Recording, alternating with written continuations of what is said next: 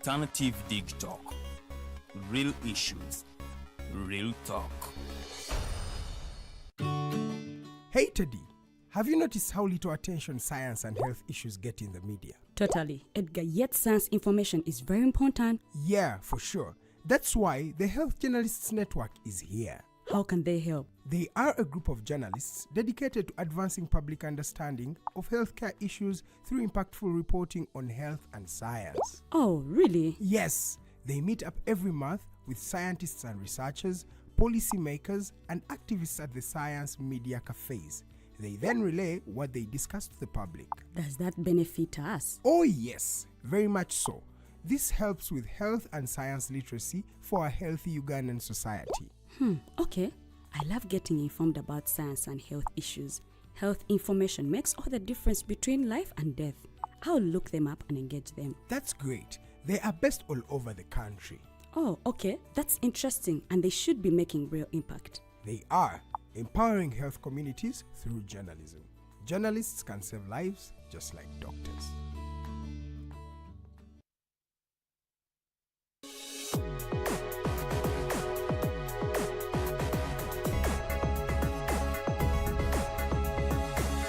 The Alternative Dig Talk. Real issues, real talk.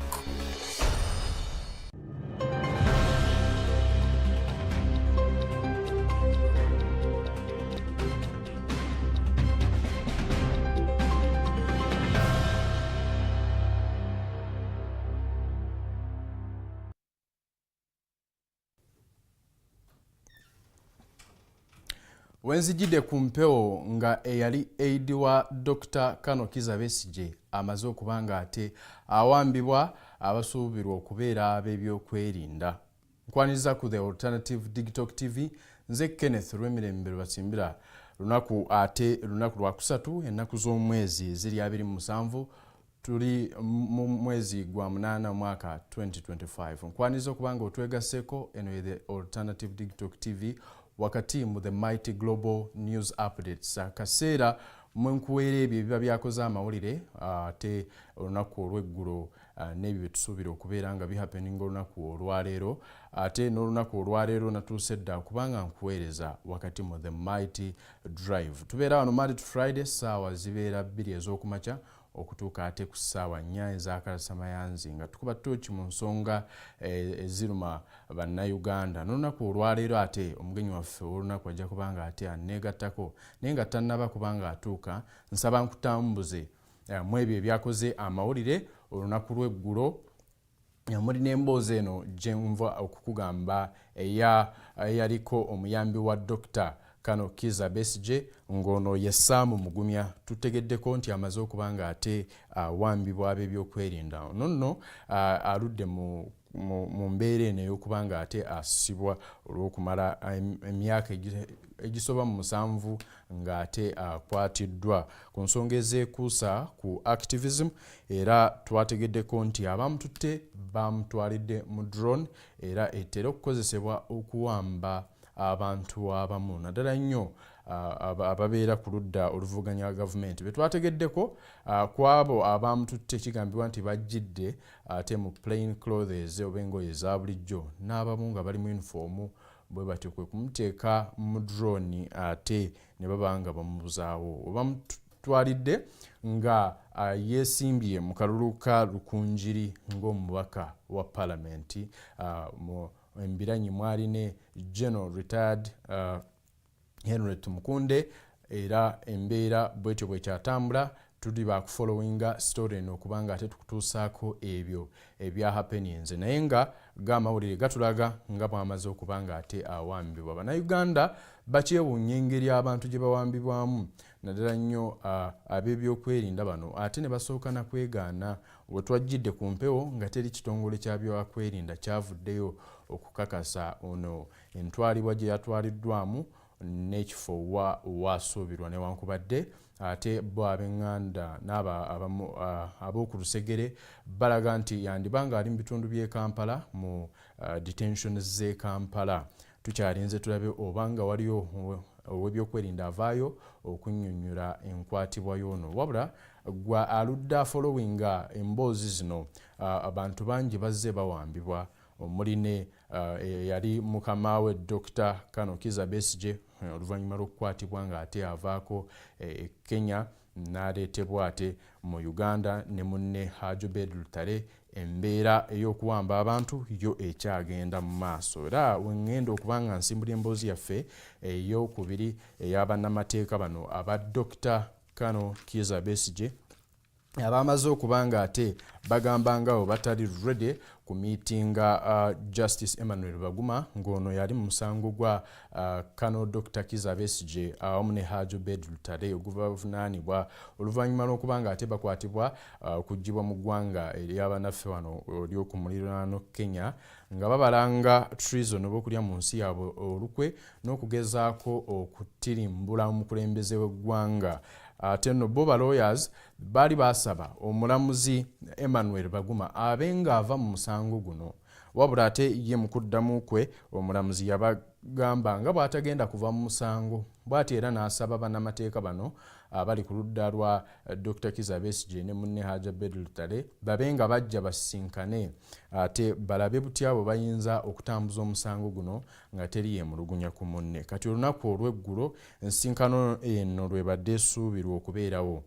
Kale ate bo bannamateeka be okuli Aaron Kizza ne Kato Baguma bavuddeyo ne bagamba nti bakama baabwe omuli Kano Dr. Kizza Besigye ate ne Haji Obed Lutale babategeezezza nti tebageza ne balabikako okusinkana omulamuzi ono Justice Emmanuel Baguma nga bagamba nti ayina kyekubiira kale nno tebalaba nsonga lwaki alemerako okusigala mu musango guno. Bo bagamba nti ayina side so tebawulira nga bali ku bwenkanya okubanga akyali mu musango guno balemeddeko okubanga bagamba nti yandibadde ng'ate ava mu musango guno era ne batutegeeza nga Kano Kizza Besigye ne munne Haji Obed Lutale bo babasuubiza nti nabo si bakulabikako mu kkooti ya Justice Emmanuel Baguma nga bagamba nti bo banaabalaba mu kkooti eyo bamanye nti kyakoleddwa babawambye oba babakase ne babaleeta mu kkooti lwampaka nti naye bo nga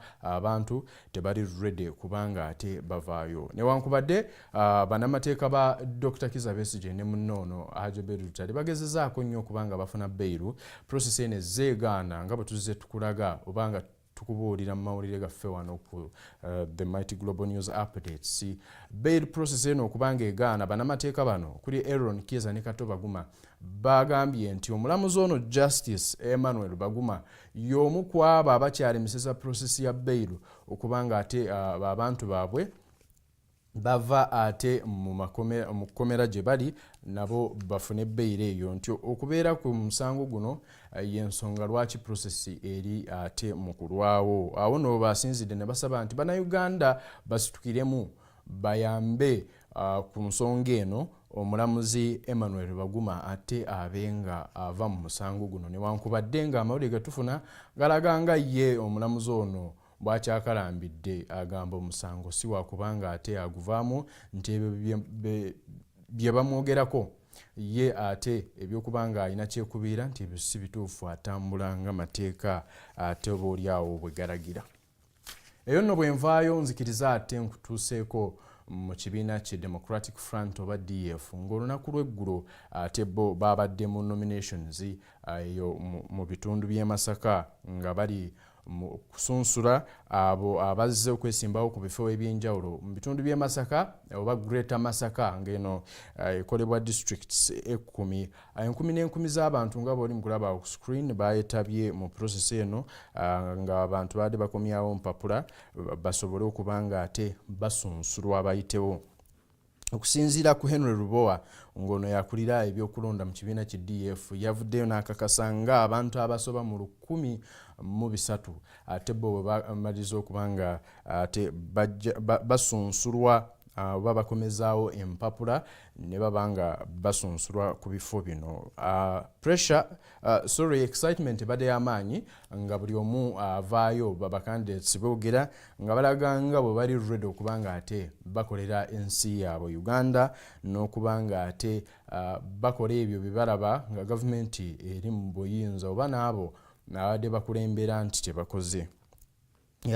Mu basunsuddwa olunaku lw'eggulo mubaddemu bakansalazi ne ba member of parliament beegwanyiza ebifo ebyo byonna ne bameeya b'ebibuga nabo ate babaddeyo nnyo okubanga ate basunsulwa. Muno nno mwabadde ne Dr. Bed Bwanika naye eyavuddeyo n'akakasa ng'ekibiina kye DF bwe kiyimiridde n'amaanyi nti kale abo abakisekerera bali mu kuyisa bivvulu tebalina kye bamanyi ku kigenda mu maaso nti DF essaawa yonna tujja kugiraba ate mu bukulembeze bw'eggwanga lyattu Uganda. Kapuresha mu buli kibiina kya byabufuzi kakyali waggulu, buli omu asuubira kubanga ate oba oli awo ayisaawo abasayidi ye babe nga ate beetegekera akalulu ke akabindabinda aka 2026 nga pressure eri tighter than even before. Ate eyo bwenvaayo nzikiriza nkutuuseeko story eno ya poliisi okubanga ate ekutte abantu babiri omusango gwa private security office omu okubanga ate atemula mukama we namukuba amasasi. Ono ow'ebyo security office ono owa company ya bwannannyini abadde akuuma ku family oba ku kampani ya Mutinisa Anthony ey'ebyemmotoka ng'eno nno ebadde emanyikiddwa nga Mutinisa Motors. Kale nno kwe kukwata emmundu n'akuba mukama we amasasi Anthony Mutinisa agamugye mu budde ate n'akulita n'ensimbi omuli n'emmotoka ya mukama we bw'atyo n'abulawo. Kati security oba byokwerinda kwe kusitukiramu banoonyereze ku muntu ono yakoze ekikolwa bwe kiti. Era wetwagendedde ku mpewo nga poliisi emaze okutukakasa ng'abantu babiri bamaze okubanga ate bakwatibwa abasuubira okubanga be bali emabega w'okutta kuno. Security guard ono yamanyikiddwako nga Hillary Byaruhanga ono nga bamukwatidde mu district ye Kanungu mu kitundu ky'Ekihiihi ne bamukwata ne munne ate ye ategerekeseeko erya Mark Akampa. Poliisi ebalina mu kasitole yaayo bwe tutyo bwe twategeezeddwa olunaku ate olw'eggulo ne tutegeezebwa nti bano security guard ono amaze okubanga ate akwatibwa newankubadde nga ssente zo tezinaba kubanga ate zimanyibwa omuwendo.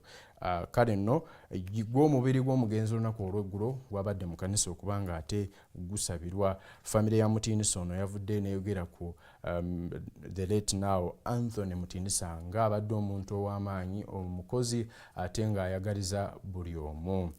Abantu kwe basinzidde ne bagamba nti abantu babeere nga beegendereza abakozi bano be babeera nabo nti n'ebitongole ebya private ebikola ebyokwerinda bibe nga byegendereza abo bebi hiring oba bebiwa emmundu zino okubanga ate bazikozesa bakebera emitwe gyabwe nti abamu babeera stressed oba nga balina depressed nga tebasaanye kubana mmundu zino ate okuba nti bano abantu modro bweti bwebeera n'emmundu ate baba bayinza okutuusa obulabe ku bakama baabwe. Kino kizze kirabika ate enfunda eziwera. Kale nno nga n'olunaku ate olw'eggulo twategeezeddwa ng'era security guard ono bwe yasse mukama we mu mbeera embi bwetyo. Security oba byokwerinda bakyalinze kuwa report ku nfa y'omusajja ono okukakasa obanga bano tusuubira nti essaawa yonna bajja kutuwa report kuba engeri ono gye yatemuddwamu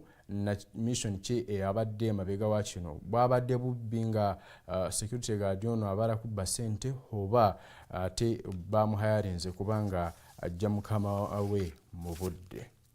Nzikiriza ate kati awo mbe nga nvaawo kutwalira eddala butereevu mu kakiiko kakosase kabadde kali mu kukola investigations ku nsonga za hamu ez'Nakivubo nga bwe nze nkutegeeza wano ku project ya hamu y'okubanga ate azimba ku mwala gw'e Nakivubo. akakiiko kano kosase kateekebwawo kubanga kalondoola ensonga ezimu mu ggwanga ng'era nga kano kadde kakulirwa Honorable Medard Sseggona. Kati olunaku lw'eggulo twategeezeddwa ng'akakiiko kano bwe kafunye ebbaluwa entongole okuva ewa Speaker wa Parliament Right Honorable Anita Among nga alagira oba ng'asaba akakiiko kakosase kabe ng'ate keesonyiwa ensonga za Hamis Kigundu ono kazikwase komiti endala eya Physical Infrastructure Committee ebenga ate yegenda mu maaso n'investigations zino nga munono ku kakiiko kuno kuliko Dani Kimosho, David Kabanda, Muhammad Nsegumire n'abalala. Abantu bavuddeyo nga beemulugunya nnyo oluvannyuma lw'okuba nti olunaku lw'eggulo kosase eno ebadde yeetegese kubanga ewulira buli ludda ewulirize oludda lwa Hamis Kigundu ate kosase eno eddemu ewulirize oludda lwa KCCA bategeere obanga Hamu yafuna omwala gwe Nakivubo mu butongole obanga ali mu kumenya mateeka. Bamembers ababadde kosase ate babadde surprised okubanga bafuna amawulire gano wakati mu lutuula lwe babadde basuubira nti oboolyawo lunaavaamu ku bibala nga ye Hamis Kigundu abadde yakiikiriddwa mwami Anthony Tomusange. Bino nno tebyagenze mu maaso, ebibadde bisuubirwa okubanga ate bibuuzibwa tebyayanukuddwa olw'okubanga akakiiko kaadde tekakyayina buyinza butwala nsonga zino mu maaso oluvannyuma lw'ebbaluwa eyo okuva ewa Speaker wa Parliament Anita Among. Ye Elias Lukwago yalemeddeko n'agamba nti mu buli mbeera si bakuwanika bakugenda mu maaso n'okubanga ate balwana balabe nga omwala gwe Nakivubo gudda mu mikono gy'Abannayuganda nti Hamu aleme kujja ate n'awamba bintu ye nga bw'ayagala. Nacriticinga n'okubanga akakiiko kano akateereddwako aka Physical Infrastructure Committee nti kaliko ba NRM bokka. Kale nno ng'obwesige bwe bayina erikko oboolyawo butono nti kayinza okusalawo okusinziira nga bo abanene ate bwe baagala. Ensonga zikyagendera ddala bwe zityo mu maaso. Ye Hamis Kigundu tukyalinze tulabe kyayogera ku nsonga eno yennyini, naye nga embeera tenaba kubanga ate ebeera nnungi eruuyi eyo. Abantu balemeddeko oba abakulembeze mu KCCA nga ate bagamba nti Hamis Kigundu ono byakola ate bimenya mateeka. Titalina baluwa ntongole kuva mu NEMA oba ne mu KCCA nga ebbaluwa erabikako eva mu ofisi y'omukulembeze w'eggwanga erya Uganda nga bagamba nti ate President talina buyinza bumala okubanga ate awaayo ekitundu nga ne KCCA temanyi nti obuyinza obwo President tabuyina era si kyamateeka. Kati nzikiriza nkutuuseeko emboozi yaffe endala nga Uganda wetwogerera ekkiriza okubanga esaasaanya obumbi obusukka mu busatu okubanga ate tandika omulimu gw'okuzimba railway line ng'eno nno ejja kuba ya masannyalaze. Omulimu guno gwali gwakutandika mu mwaka 2014 East African Community bwe yatuula n'essalawo babe nga ate bakola railway line gye basuubira nti eneeyamba mu by'obusuubuzi wakati w'amawanga gano. Wabula Uganda olw'ensonga ezimu omuli n'ebyenfuna okubanga byali tebinnaba kutereera, omulimu guno tegwatandika newankubadde mu mawanga amalala ga East Africa omulimu guno gubadde ate nga gugenda mu maaso. Wo mu Uganda ebintu bibadde tebinnatandika, naye olunaku lw'eggulo twakitegeddeko nti gavumenti ya Uganda ate yamaze okubanga esayininga contract ne kampani y'abatake okubanga ate etandika okuzimba railway line eno. Bino nno byakakasiddwa Richard Sending ono yakulira enteekateeka ez'oluguudo luno oba railway line eno, projekiti ya railway line egenda mu maaso mu ggwanga nga basuubira nti ejja kubanga ate eyamba nnyo okutumbula ebyenfuna mu ggwanga lyattu Uganda n'okwenebolinga trade wakati w'amawanga ga East African Community newankubadde nga criticism eya corruption ekyatunuulirwa nnyo. Bannayuganda balaganga corruption bw'eri ennyingi nti kale okusuubira ebingi mu projects za gavumenti kati essuubi ligenda likendeera okuva mu Bannayuganda. Funding eno tusuubira oba twategeezeddwa nga 15% ya funding oba sente zigenda okugenda mu projekiti eno ebitundu 15 ku 100 byakubanga ate bisasulwa Uganda mu sente z'eggwanga budget ya kufundingwa Uganda 15%, then 85% oba ebitundu 85 ku 100 byo byakubanga ate bifundingibwa loan government gye naaba ate yeewoze. Tulinze tulabe obanga project eno negenda mu maaso ebeere successful oba ate neetuuka wakati nga projects ezimu bwe tuzize tuziraba ate neeyimirira. Kati nzikiriza nkufulumyeko wabweru w'eggwanga ng'awo twogerera eggwanga li Israel, abantu munda mu Israel bali mu kwekalakaasa nga baagala gavumenti yaabwe ya Israel ebenga eyimiriza olutalo lwe yateeka ku kitundu Gaza. Kino nno kituukiddewo nga 50 people abakwatibwa ba hostages munda mu ggwanga lya Palestine. Family zaabwe zikyakaaba babenga ate bavaayo. Eggwanga li Palestine terisobola kuta abantu bano oba aba Hamas tebasobola kubanga bata hostages bano ng'olutalo terunayimirira. Kale nno baali basabanga wabeerewo exchange of hostages mu Israel ebenga etaba hostages beeyina ate ne Palestine oba aba Hamas bano mu Gaza bate abo ba hostages be bakwata nga bali ku ludda lwa Israel. Ekino tekinnaba kubanga ate kituukirizibwa olutalo lukyagenda mu maaso, abantu bafa, bannamawulire n'abaana abato, abakyala ab'embuto n'abo bonna abali mu mbeera ey'obwetaavu bakyeyongera kufa newankubadde ng'amawanga gakyatuula kulaba nga gayimiriza olutalo luno teruyimiridde nga bwe badde basuubira. Kati abantu olunaku olw'eggulo bayeeyiye mu bibuga mu ggwanga lya Israel naddala nnyo abo ab'eŋŋanda kwabo abantu 50 be nali nakutegeezaako wano nti baali hostages oba baali baawambibwa nga bannansi ba Israel baawambibwa mu Gaza ne bakwatibwa mu ngeri ey'okurivenjinga eri ba Israel bano. Kati abantu bayekalakaasizza nga basaba Prime Minister w'eggwanga lyabwe Benjamin Netanyahu abenga ate ayimiriza olutalo luno hostilities wakati w'amawanga gano abiri ziveewo newankubadde nga olunaku olw'eggulu nakutegeezezza nti ate Yemen yamaze okubanga ate yeegatta ku lutalo, Abahuthi bamaze okubanga ate nabo beegatta ku lutalo nga ate Israel bwekyalwana ne Palestine ekitundu ky'e Gaza ekyalwana n'aba Hamas. Hamas yamaze dda okubanga yeegatta ku Bahuthi babenga ate balwana Israel. Oba oliawo ekikanga nti olutalo lubadde lusuubirwa okubanga luyimirira lwandikoleera buto. Nzikiriza olwakadde mbenga ate the Mighty Global News Updates mbenga ate yo njiwunzikira wano wabula nkomewo mu the Mighty Drive enamba n'omugenyi waffe ow'olunaku tugenda kwogera ku nsonga zizimba ggwanga tovaako nkomawo.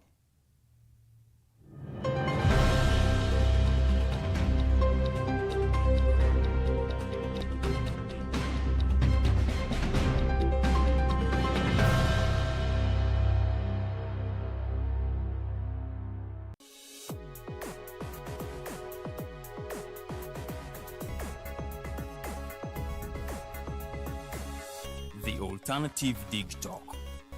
Real issues, real talk.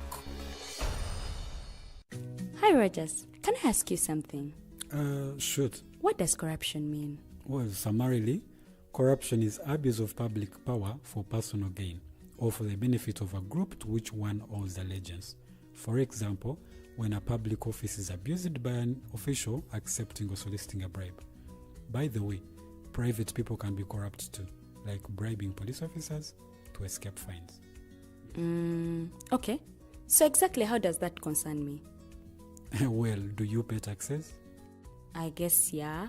What does that have to do with this? Everything. Because those taxes you pay are supposed to facilitate services you use, like water, electricity, roads construction, medicines in hospitals, name it. Okay, that is much bigger than I thought. But it can be stopped, right? Well, yes, it can, although it may not be as easy as it sounds. And here is the reason why. Corruption roots are grounded in our country's social, political, economic, bureaucratic traditions and policies. So, what has kept it going this long? I mean, why don't we stop it? Well, the main reason why it has been here for so long is because institutions are weak. either as a result of poorly defined ethical standards of public service, weak administrative and financial systems, or ineffective watchdog agencies. What can we do to stop it?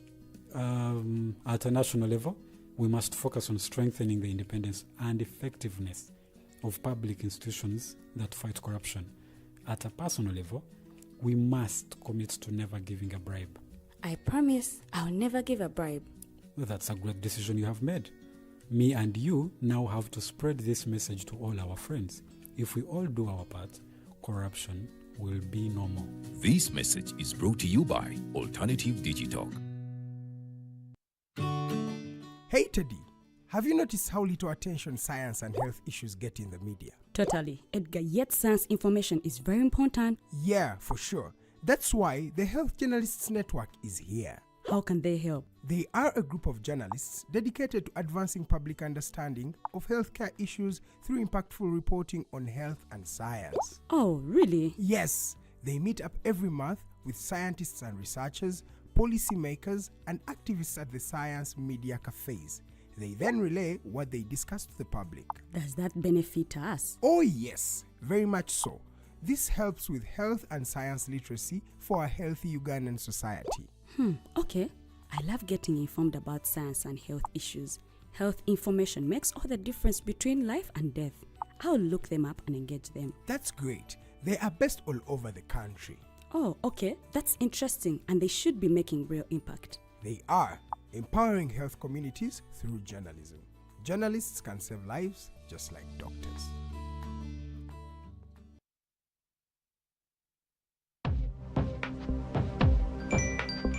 But at the church, Tawali man, what's up? man, can you imagine people just dump everywhere? Someone drinks water and throws the bottle wherever. Come on, Rogers. What else do you expect people to do with an empty bottle? Simanya now, did you know that plastics take at least 450 years to decompose?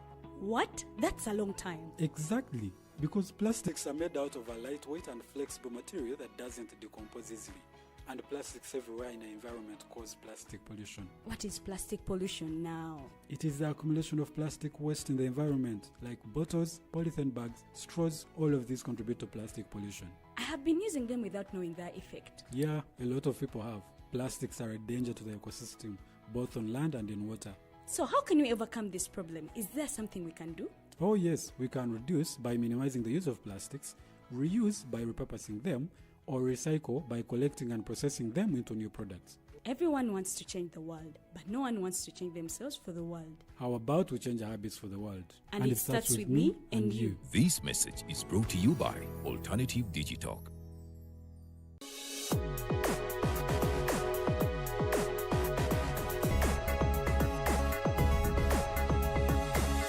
The Alternative Digitalk. Real issues, real talk.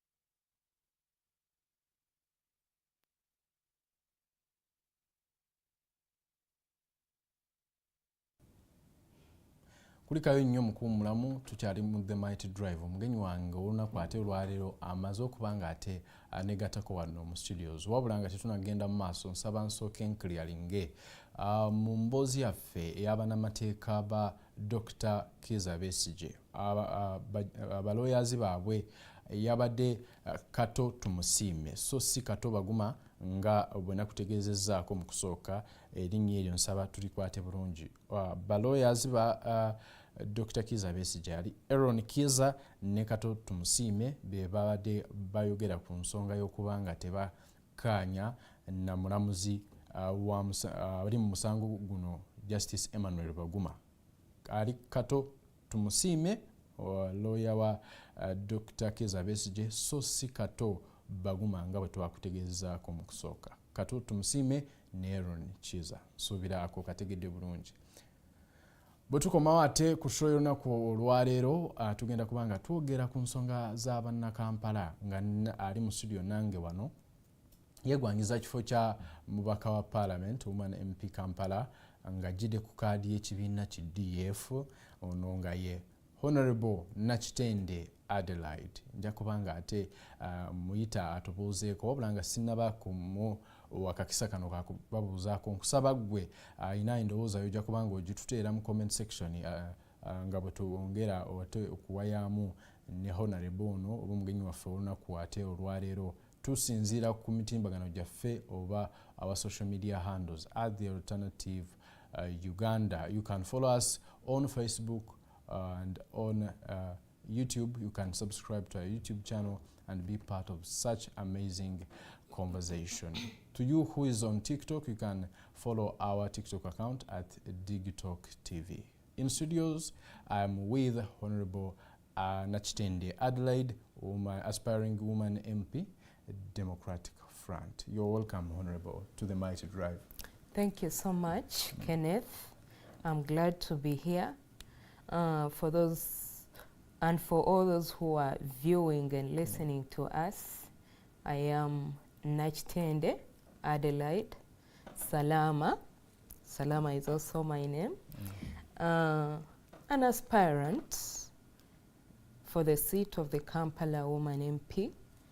I also want to let you know that I'm also the Secretary for Environment and Natural Resources at the Democratic Front, NEC.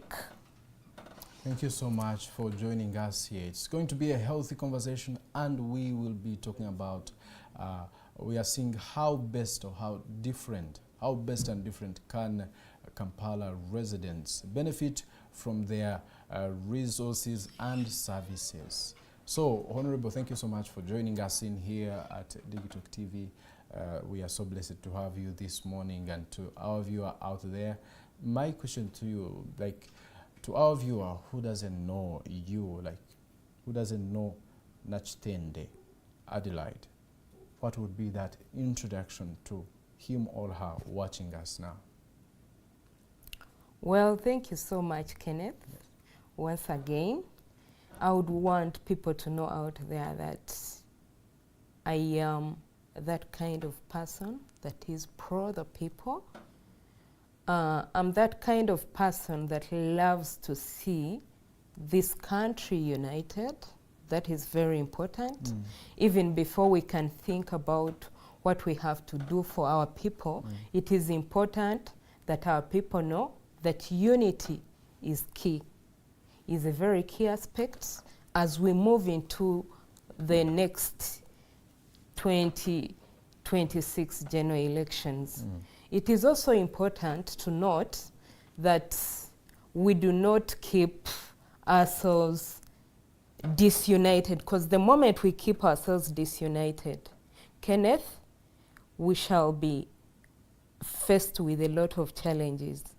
Much as this country subscribes to the multi-party system, it is important that when we get to elections, we look critically. Do not vote someone because they belong to the NRM. Do not vote them because they belong to NUP and you belong to NUP. No. Can we look at leaders who are going to propel forward this country? Can we look at leaders who are going to propel forward? That is the kind of person you are. This is the kind of person I am, and this is what I truly believe in. I believe that we need that unity as a country, especially at this point in time. Thank you so much. One would wonder, maybe ask, what brings Honorable Nakitende into politics? What brings you on the table now to say that I want to be the woman member of Parliament for Kampala? Those pressing issues, what could be some of those? Thank you so much, Kenneth. That is a very good question. For you to ask me why I'm onto the political scene, what do I have to offer? It is important to note that we have had several gaps we have had several gaps. We have had a leadership that probably did not exactly fit in to serve the purpose, to serve and fill the gap that there is, especially here in Kampala. I'll point to a few issues.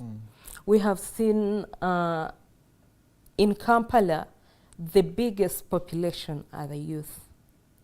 For us to have a leader who cannot address issues of the youth is such a gap. And it is not only in Kampala, being that Kampala is urban, of course, and having the biggest population being youth, it is also important to note that as a country, we have about 73.3% of the country's population being youth.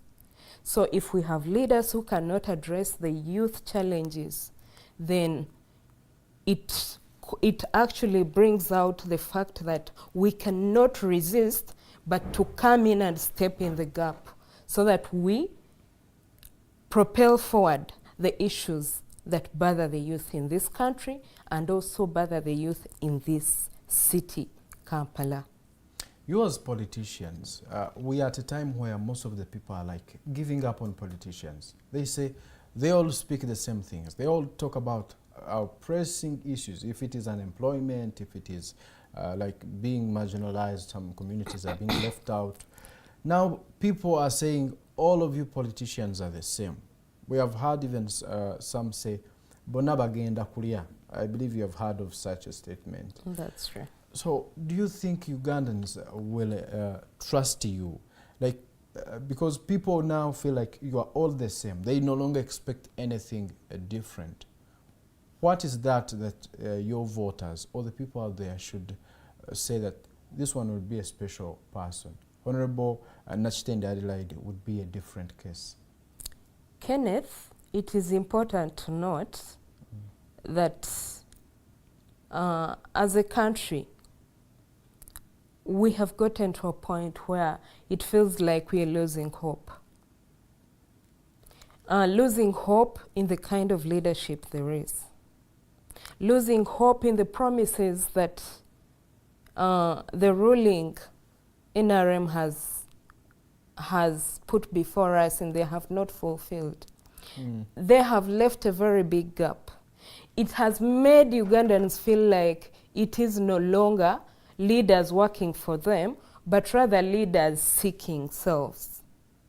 So we are here as DF to bring hope to Ugandans. We are here as DF to bring hope to the people in Kampala. We are here to bring hope to the people who for long have thought that being in politics is just filling the gap of leadership and not address the challenges that the Kampalans and Ugandans face. So we come as DF to challenge the status quo, to fit in and address the challenges that Ugandans and Kampalans have. So that is the reason you think Ugandans, all the people, your voters, will see you different? Like yeah, we they are will here. differentiate you from the rest of the country? Sure, we are here to we have rebuild those, the hope. Not from the ruling government alone, like from the NRM party. We have others from other political parties. So don't you think that is a lot of hard work for Ugandans who are now giving up on politicians, saying that they are all the same? That's why I told you, Kenneth, that it is important for Ugandans to note that the DF is here to bring hope, to bring the lost hope. We are not here to fill the gap because we have had people occupy the leadership positions, but they have not truly served the Ugandans and the Kampalans to their expectations. But that's what all politicians say. We are here for a positive change. No one will say we are here for the worst part of it. No, I want to give them assurance. I would like to give the people of Kampala assurance. I would love to give assurance to the Ugandans that the DF is here to open a new chapter.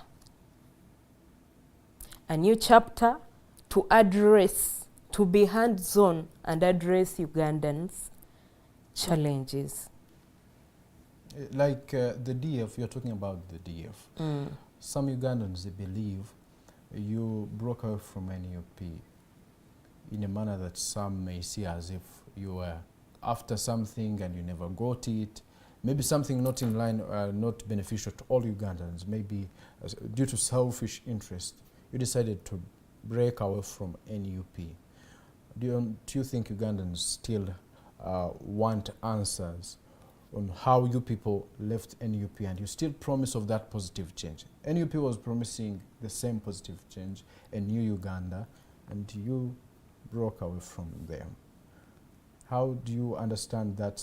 How do you answer to that viewer who is asking such a question? These people are against NUP. NUP promises a better Uganda. For all the viewers and listeners, I want to state clearly that the DF springing up is not for them to be against NUP.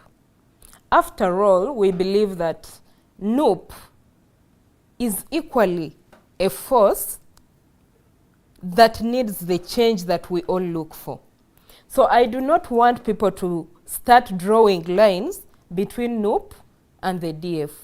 As the DF, we are here to propel Uganda forward. Same agenda. Same agenda. And we are ready to work with all forces Then if it is the of same, change. if it is the same agenda, Yes. why not support NUP? You are all targeting one person. You believe the dictator, like you say.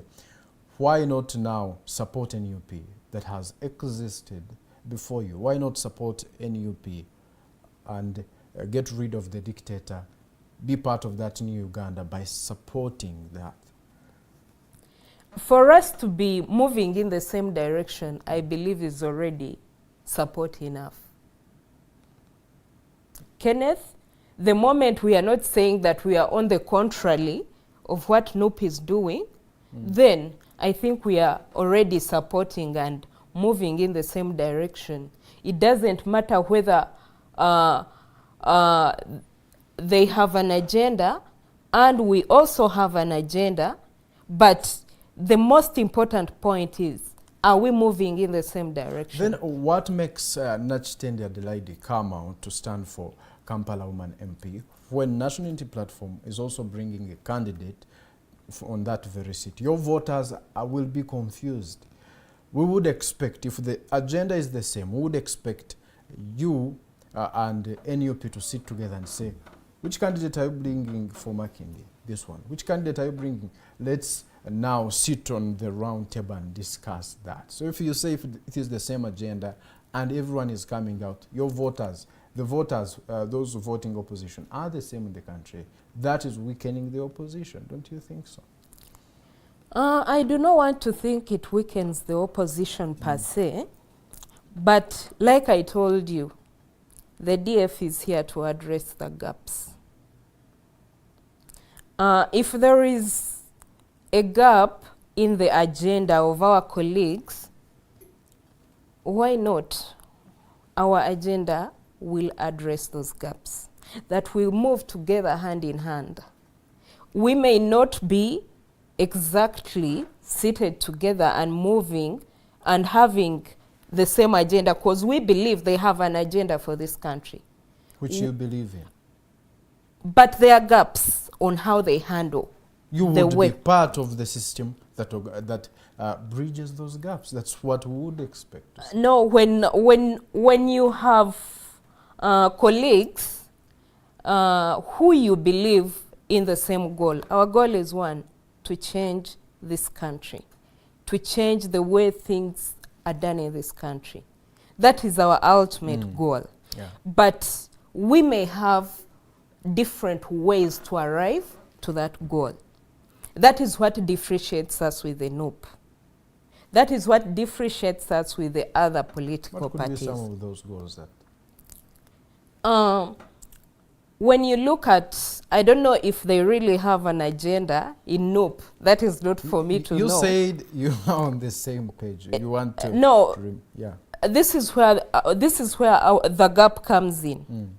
We don't believe in the way they are doing things to address our ultimate goal. They want to remove the dictator. They may say they want to remove the dictator, but how are they removing the dictator? Do they have an agenda to remove the dictator? If they do not have an agenda to remove the dictator, those are the gaps we are here to fill in. The dictator does not go by mere making noise. Let him go and then you're sloganeering. No, that does not take a dictator. Yeah, you've got to get back on ground and have organized ways to remove the dictator, like they put it. So that is where we differ with the NUP, that they do not have a particular agenda, they are merely sloganeering, and the dictator cannot go by mere sloganeering. So with the DF, we are here to work with the people, because even much as you might think they are making all the noise, let him go, let him go. We are here to remove a dictator.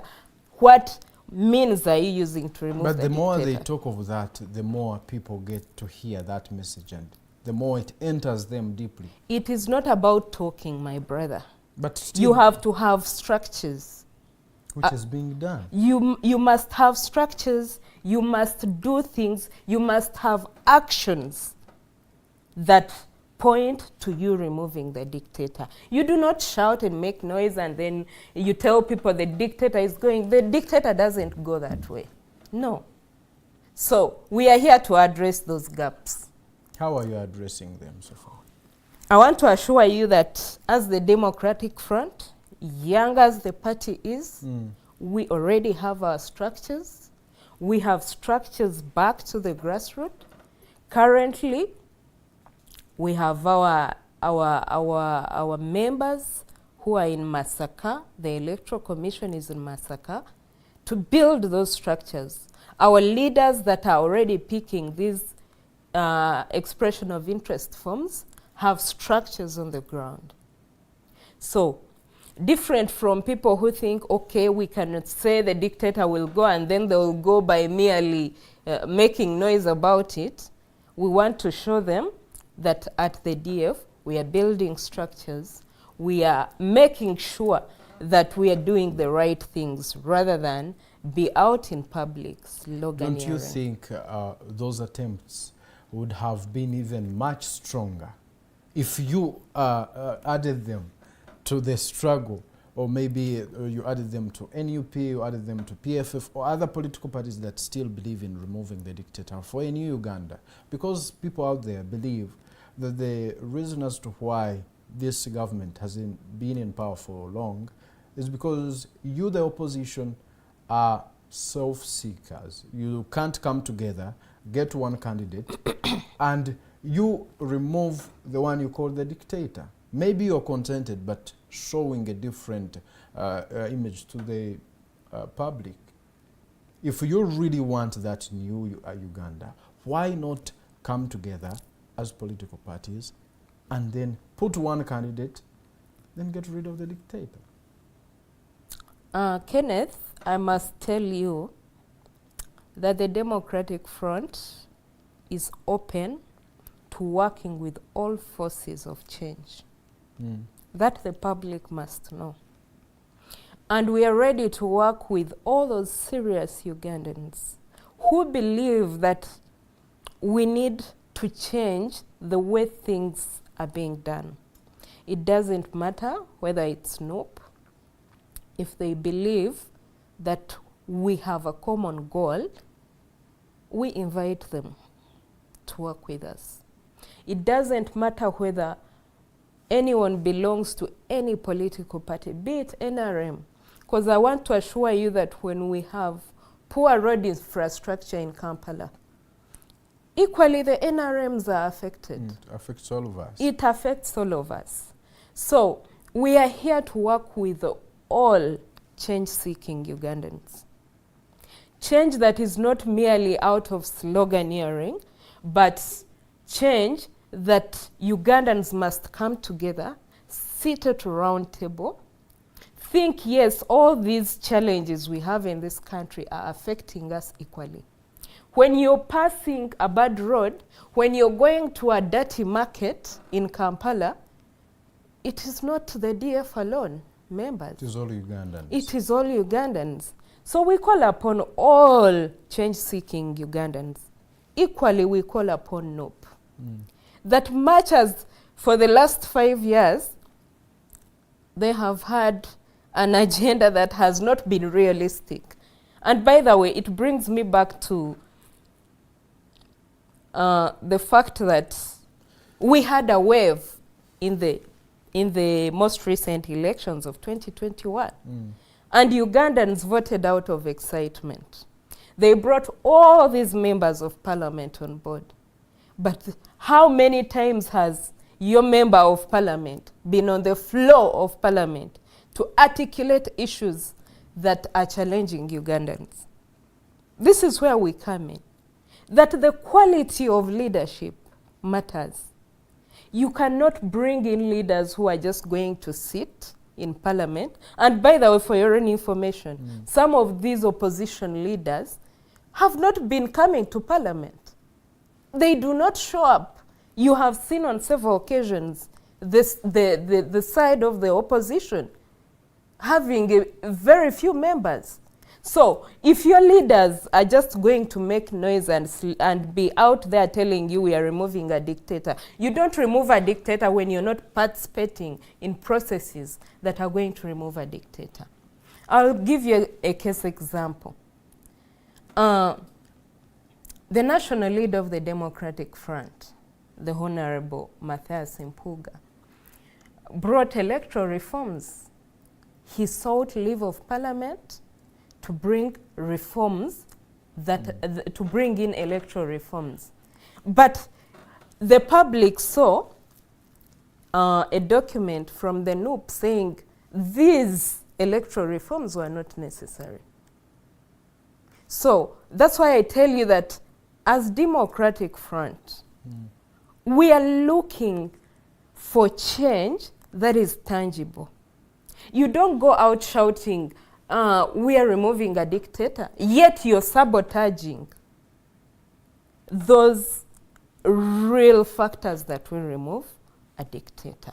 But don't you think that's one of the reasons that you, the opposition, are being weakened? That if your fellows, because the public won't specify that it's only NUP members of parliament that are not coming in parliament. They will say opposition members don't even go to parliament.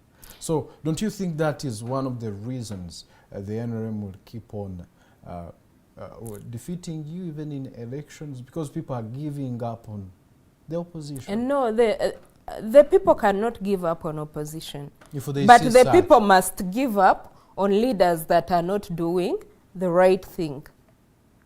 The leaders that are not representing exactly what the Ugandans think should be brought to parliament.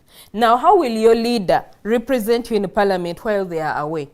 When you talk of the opposition, and when people talk of NUP, it is because NUP has the biggest number of members of parliament on opposition side. So what does that mean?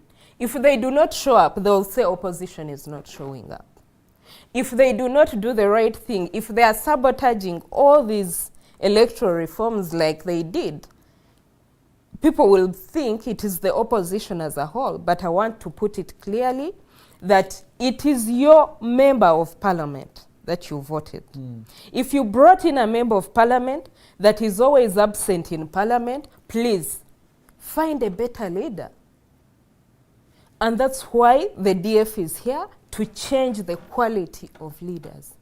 I must assure you that all our leaders that have picked the expression of interest are quality leaders, and we expect the very best.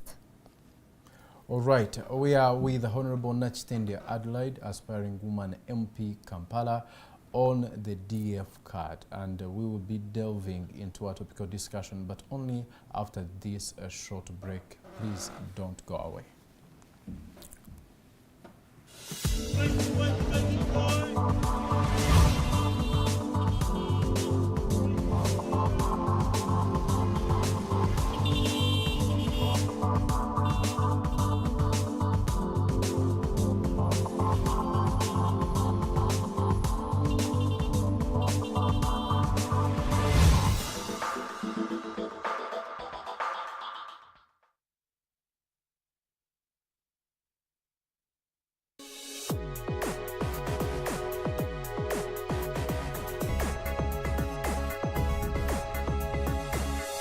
The Alternative Dig Talk.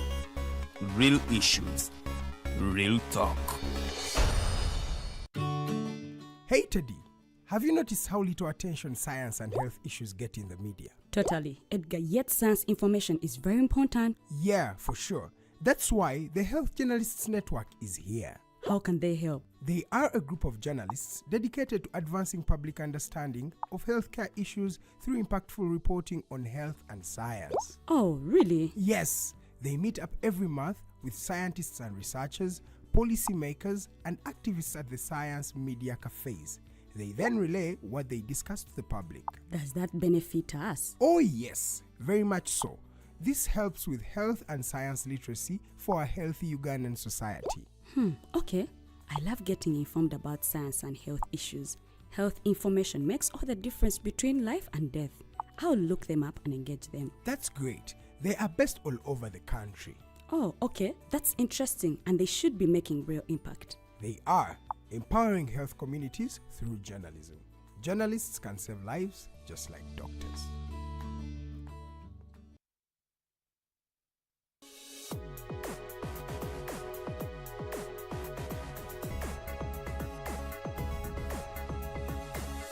The Alternative Dig Talk. Real issues, real talk.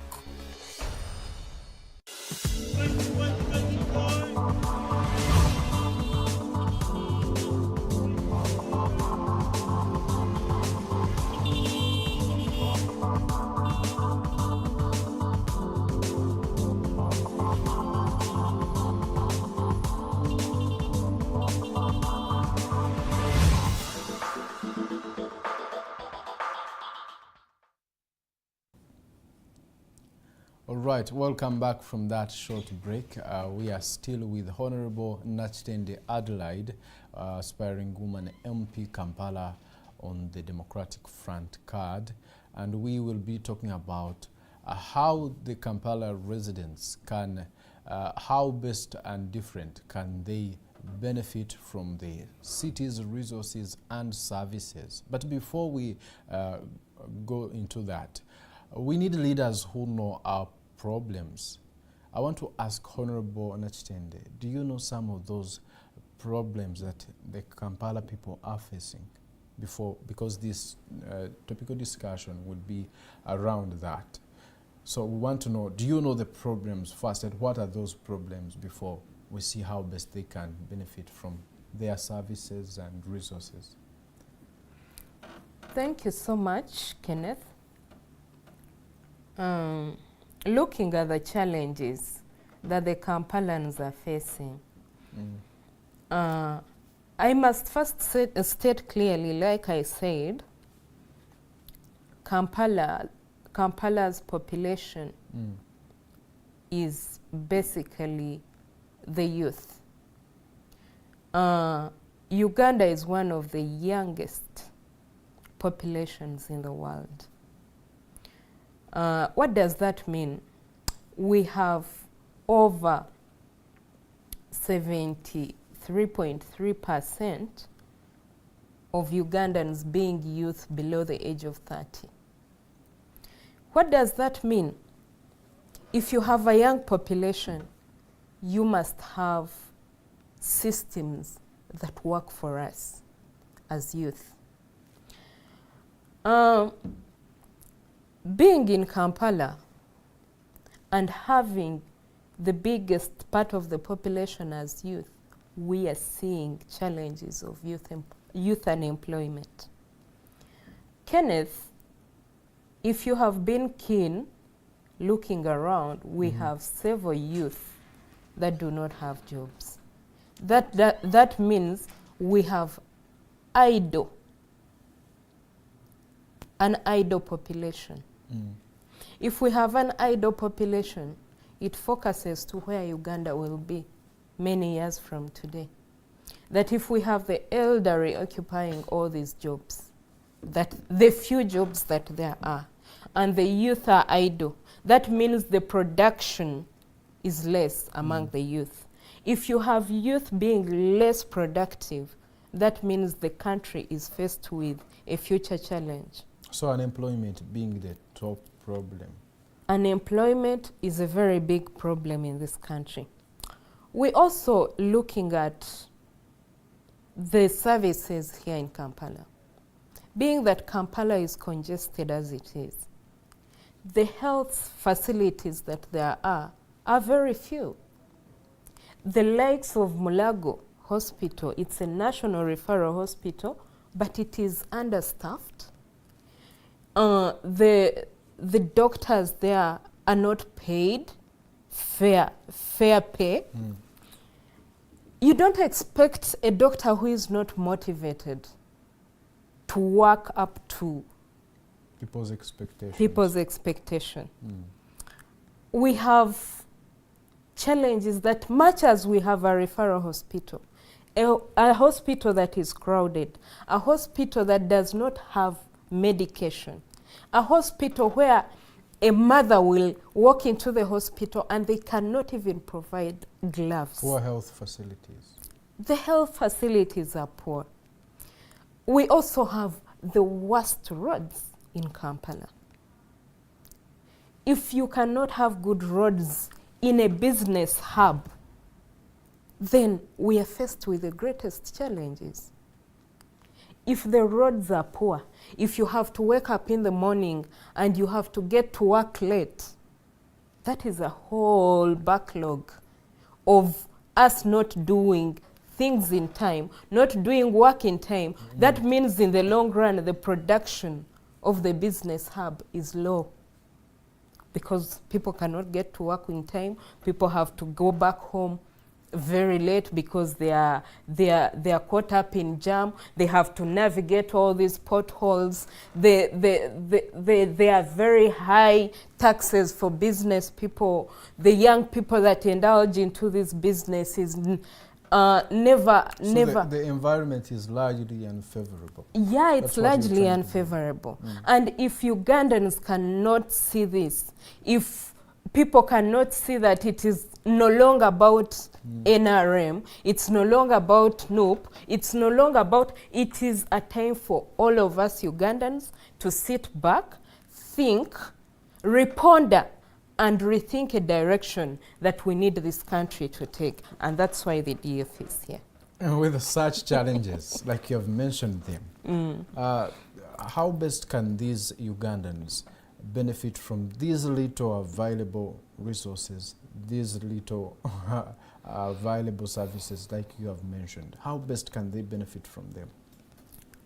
Well, Kenneth, if Ugandans have got to benefit from these few resources that there are in Kampala, then we need a pro-people leadership.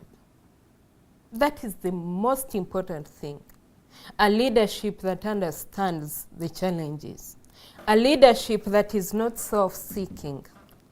A leadership that will identify with Ugandans and their challenges. This is the kind of leadership that the DF is here to offer. One, we have seen the intern doctors out here striking on the streets. Why would we have intern doctors striking, yet already our facilities are not even well stocked? Like, our facilities do not have enough doctors. But even the willing interns cannot be paid the little money that they need to sustain themselves to do the work. As a country, the president says we are still building our economy. We cannot say we are building an economy when we are seeing all these monies being swindled. That means we have the resources, we have the financial resources, but these resources are being mismanaged. We have seen a lot of money being swindled. We have seen a lot of money lost into corruption. But if this money is lost into corruption and the fountain of honor, we do believe has the capacity to fight this corruption, but he is not. He only wants to take credit for the good. We want to tell him that he should as well take credit for the wrongs that are in this country. If he cannot fight corruption, in this country, much as we Ugandans have stepped forward to expose these corrupt leaders, what has the system done? That means they have built a system that condones corruption. If the corruption cannot be fought, when there is a whole backlog of corruption cases that have been reported to the IGG's office, and nothing is being done. A lot of land grabbing has been reported in the IGG's office. But what has the IGG's office done? What has all those systems that must step in to fight corruption done? What has the Fountain of Honor done? We do not want to think he's condoning corruption in this country. Thank you. Like, how do you think before, or regardless of these challenges, do you think Ugandans have played their part to the best? Have they played it better? Have they tried their level best? And if yes, what could be some of those attempts that you talk about and say, we have seen the people from Kampala do this, we have seen them try this, we have seen them do this and that. So are there some strong attempts that Kampala residents have really done, but they have not been helped by the government, like you say? What are those? I'll point to the very recent example. We have all seen on rainy days like these ones that the city floods. And the city flooding is all because of poor drainage. In the most recent case, we have seen Ham Chigundu being pointed to as someone who wants to develop the drainage channel in Nakivubo. But much as he's trying to do the right thing, why is the process not followed right? That is important to note. And this points back to the kind of leadership we have. That's why I told you that this country needs to fill the gap in leadership. Be careful the kind of leader you choose. If we have seen KCCA allegedly connive with harm without proper documentation of how he takes over to develop the Nakivubo channel, then it also gets back to Kampala residents must wake up to the kind of leadership. So have they woken up? Has there been any attempt from them? It is a call that they wake up. But they have not? They have not woken up. So meaning that there's no credit for their attempt? Yeah, there is no credit for their attempt to wake up. They had better wake up, because if you're going to continue voting leaders into office who are going to connive. So there are no attempts made by Kampala residents as we speak. To a larger extent, they, themselves, the residents, have not made a significant contribution. I hope they wake up to choose better leaders. You hope they wake up, but for now, they have been quiet. The leaders that have been voted into office, like we see, leaders who have chosen to connive, to do things that are not done in the right way. And people keep quiet. And people keep quiet, and they cannot view that the country is going the wrong direction. Maybe they are contented with the status No, quo. I cannot think Kampala people should be contented with this kind of leadership. I don't think Kampala people should be contented when all this saga, the Nakivubo saga, has been moved to Parliament, and there is no help in Parliament. The best they can say is a committee has been set up to investigate. They cannot imagine that this case has an emergency. The kind of attention that should be given to it should be an emergency. But they are busy dilly-dallying. I mean, when the Lord Mayor comes out to say he has evidence of how this was not a proper process of harm acquiring the Nachivubo channel, and then people are quiet about it. Kampalans must wake up. You must wake up to the kind of leadership you're voting. You must make sure the local government leaders you're voting are leaders that are up to the task. You mean Kampala residents haven't made serious attempts to benefit from the resources they have, to benefit from the service they have? The first way you benefit is to have good leadership. So they have not done that? The kind of leadership that they have put in office the last 5 years has shown that they are not up to the task. It's high time Kampalans change this kind of leadership. Some have set up business, an attempt to better their lives and benefit from the resources they have. Some of them have gone to schools, universities, or graduated, got skills to do certain things that would benefit them. Those are attempts that can't go unnoticed, regardless of your point of saying that the leadership part has been ignored for so long. There are those attempts. Why haven't they benefited the residents? Well, thank you, Kenneth. I was still telling you that leadership is an important factor. Leaving alone the leadership, there are several other factors.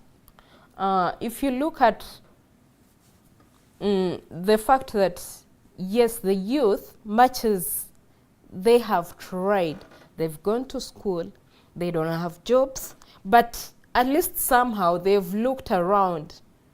A parent has had to support them to probably have capital and start up a small business. If you start up a small business in a business environment where the taxes are very high, Kenneth, that business shall not thrive at all. So it also points out to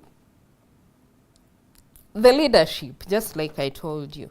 If leaders cannot recognize that they have to talk about the high taxation on the business community, that when you identify a youth who started a business, say early last year, 2024, say January, and they started their business small as it is, because obviously these youth cannot afford big capital and big business capital, so they have that small amount. They've started these small businesses in Kampala, but the taxation rates are very high, making it very hard for business to thrive.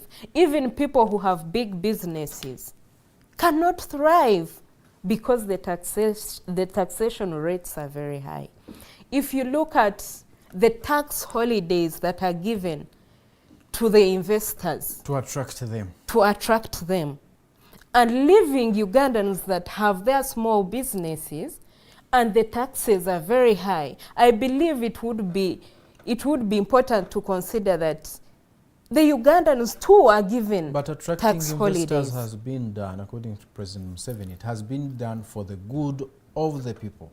If investors come in and set up huge industries, thousands of Ugandans get jobs from there, and they can better their lives compared to a small business owned by a Ugandan which can't employ more than his or her family members. Well, Kenneth, for you to say that the investors have come in, they've been given all these tax holidays, but much as you give these investors tax holidays, it is important to also consider the owners of small businesses. You may not completely give them a tax holiday, but you could give them lesser taxes to help them grow the businesses. The small businesses are equally important, because by the time you're giving tax holidays to these investors, by the time they grow these businesses and then employ all these people, what are these people doing before they get there? You understand?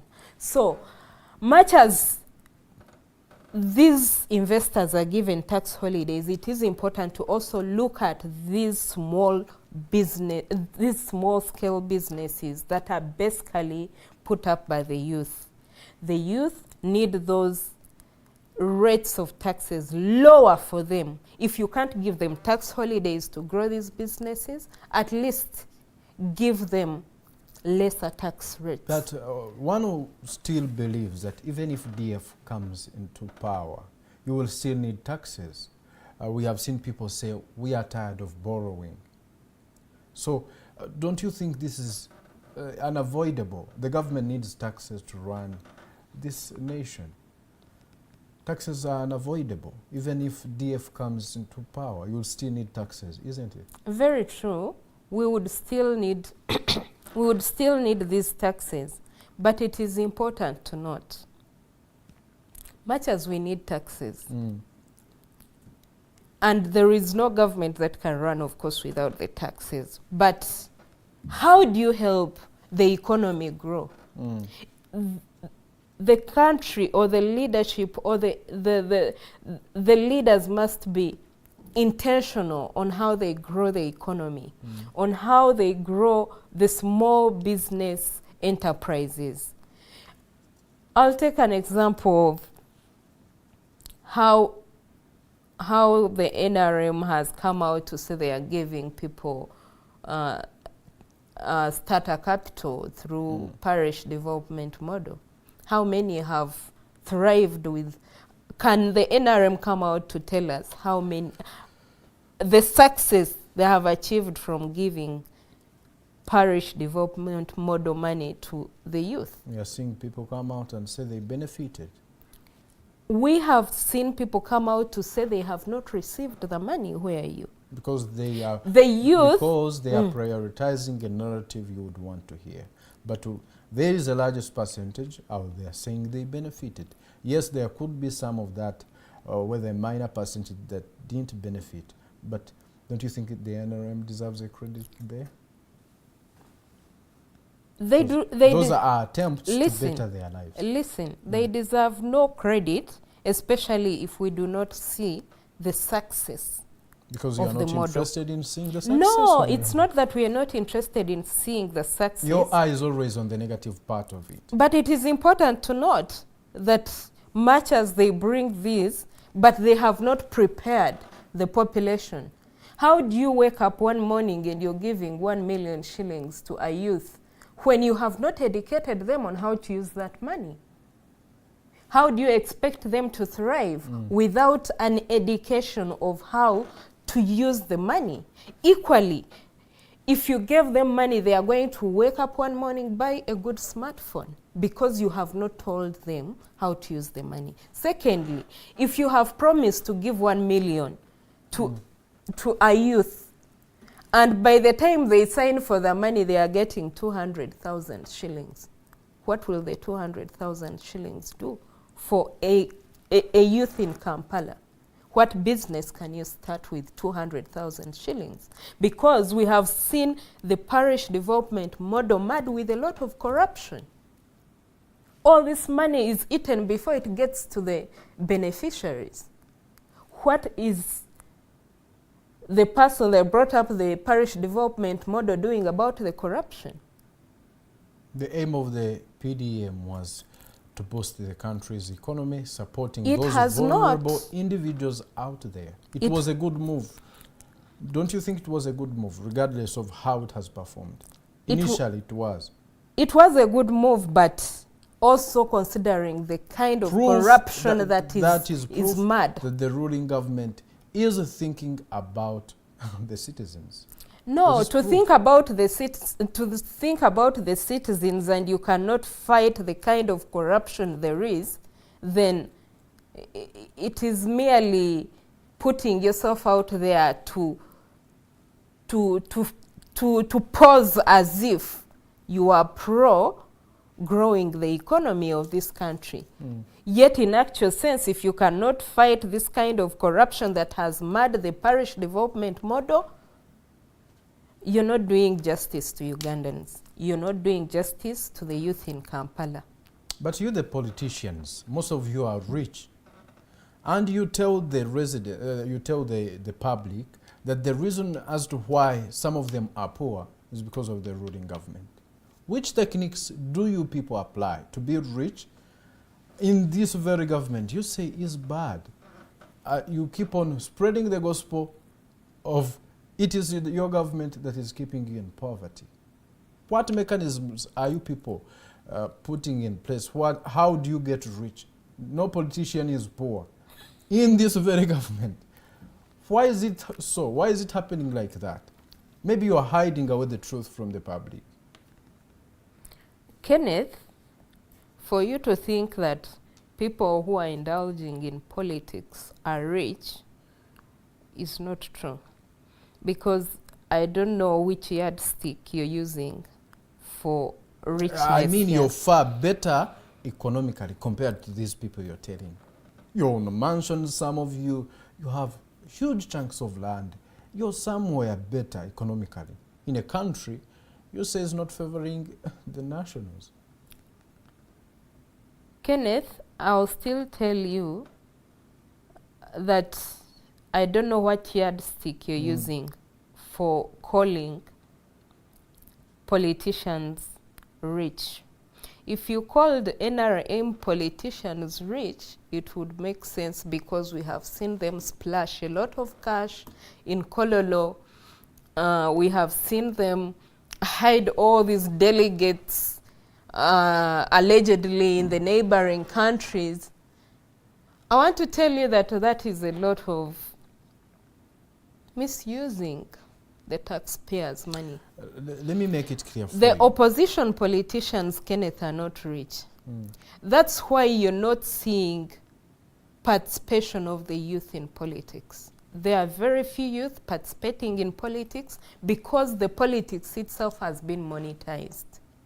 If they've monetized this politics, Kenneth, a youth cannot afford 3 million shillings to run, to contest a race of a member of parliament. Let me tell you this. The reason as to why I'm asking this very question Yes, is for one to be better economically, they must put the resources they have and services to their use. So they must benefit from them. For one to get rich, maybe they would use the little land they have and get the best out of it. They would benefit from the services available and they get rich. So I am asking, or the Ugandan out there is asking, you the people coming out, talking about the poor people, saying the government is the one keeping them in poverty. We see most of you cruising in huge cars, expensive cars. You have great homes. Some of you, not all of you, but the majority, the people coming out. So what are those resources, what are those services that you are benefiting from? Are you getting this money out of the country? What are you doing? Which businesses are you involved in that Ugandans out there can as well be part of and benefit? They better their lives. Kenneth, I'll still say, much as you want to brand our opposition leaders as rich, I don't know which yardstick you're using. We are equally in a country where resources are not utilized. I mean, if you want this Ugandan to get rich, simply put good health care systems for them. If you have a healthy Ugandan, they're left with the task of looking for survival. But even the little money Ugandans have is probably paid in a private hospital to get better services. The little money that Ugandans have is spent on fixing the motorcycle. I'm giving you because we are in an economy that is basically run by the youth. You understand? So if you have a youth that sold their piece of land, I'm talking of a graduate selling their parents' piece of land, probably land they inherited in Chenjojo somewhere. They sell this piece of land, come to Kampala, buy a motorcycle, and then start to work. What happens when they have bought this motorcycle? They hit the road, and before you know it, with these poor roads, the young man cannot fix that motorcycle. It's breaking down all the time because he's riding it on a poor road. I'm showing you how the government is failing the Ugandans. Much as there are resources, these resources are badly managed. The leadership is bad. They are not doing the right things for Ugandans to better their lives. Say 3 years down the road, after this boy has come from Chenjojo, bought a motorcycle, started hitting the road and thought they would earn money, they have failed to even maintain the motorcycle. So what do they have to do? They have to go back to Chenjojo, to a place where they sold the piece of land to Where come they and make own ends nothing. meet in Kampala. That is how bad this country has put us to poverty. But the main challenge now remains you, the opposition, showing us that it is the government. It is the government, no any other option. Can't we hear now from the opposition or from you, the people who want to come into power, say, please, dear youth, don't wait for white-collar jobs. Start something small. Do this, because we see some self-made billionaires in this very country, Uganda. Why? When are we going to hear it from you people in opposition? When it is not, just vote me into parliament, we get rid of the dictator, then you'll be rich. When are we going to hear some practical things that can be done by the people out there, especially now for you, for the people in Kampala? You say, please, let's do this. Yes, we pay a lot of taxes, but we can do this and that. And still life moves on, we can benefit better by doing this, rather than showing them something that you benefits you as opposition. You want to come to power, so you say, vote us in just a fortnight or in overnight, you will be rich. Kenneth, we are not talking of getting rich overnight. That being We are talking of being deliberate to make sure we bring this country to where we want it to be. This can not only be done by leaders, it is a collective responsibility. Kenneth, when I talk of poor service delivery, and you think that cannot affect how rich you become, then there is a problem. Kenneth, when you have good service delivery, it all gets back to having good leadership. If the leadership is good, if the leadership knows what they have to do, if the leadership can appropriate this country's resources the right way, when the leadership cannot think, okay, we need money to be allocated to the speaker and the president to spend around in the way they wish, and think that we need to allocate these resources to the healthcare system, we need to improve the road network, we need to better this country so that the ordinary Ugandan, the ordinary Kampala youth can benefit. It is not, it will still get back to the kind of leadership we have. Kenneth, if we have leadership that is not good, the leadership that is self-seeking, the leadership that is corrupt, we shall have misappropriation of resources. How do And you if plan? the resources are misappropriated, the ordinary Ugandan, the ordinary Kampala youth cannot benefit. Corruption being the top evil in the country, keeping the largest percentage of people in poverty, like you say, what are your mechanisms as the people wanting to come into power, or as you, Honorable Nakitende Adelaide, Aspirant Woman MP Kampala? What do you think should be the strategy to get rid of corruption? Kenneth, corruption in itself has marred the government we have today. If the leaders we have in office continue to misappropriate, continue to be corrupt, and the top leadership, the fountain of honor, the parliament, the judiciary all cannot, if the judiciary is not coming out to expose and to rule against these corrupt officials that are taken to court, because we have seen cases of corruption, people get to court and the cases never get to a logical conclusion. That means the judiciary itself is playing a big role in condoning corruption. If the legislative body cannot come out to legislate against corruption, it gets back to the kind of leaders that the ordinary Ugandan is voting into leadership.